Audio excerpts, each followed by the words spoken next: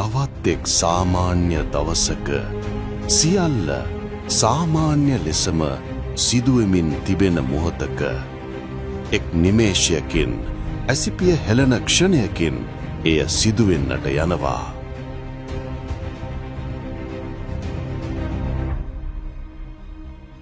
Matteo 24 වන පරිච්ඡේදයේ 38 වන පදයෙහි සඳහන් ලෙසම ලෝකයේ සියල්ලන්ම සුපුරුදු ලෙස කමින් බොමින් ප්‍රීති වෙමින් සිටින අතරතුර මිලියන ගණනක් වූ පිරිස අතුරුදන් වෙන්නට යනවා.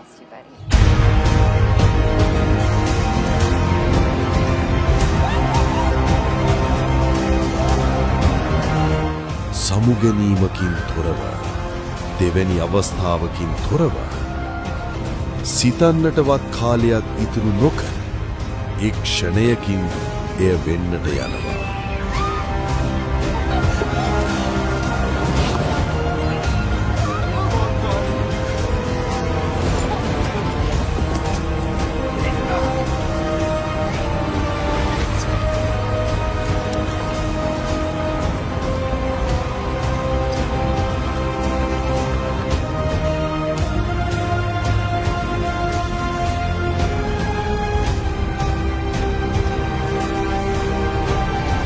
ඔවුන් සභාවේ ඔසවා ගැනීම සිදුවෙන්නට යනවා.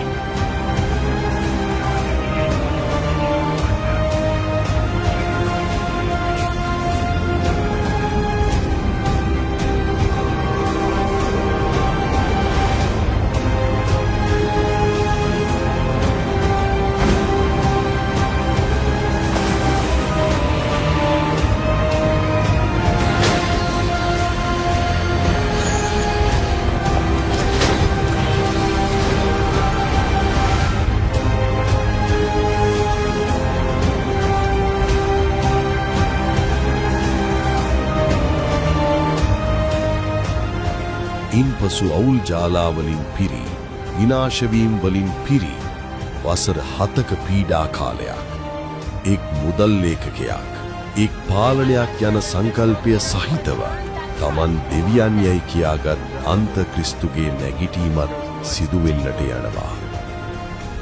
සිතන්නට කාලයක් ඉතුරු වී නැත. පොළවේදී රැස් කරන්නට කාලයක් ඉතුරු වී නැත. තමන්ගේම කාරණා ගැන සොයන්නට කාලයක්ද නැත.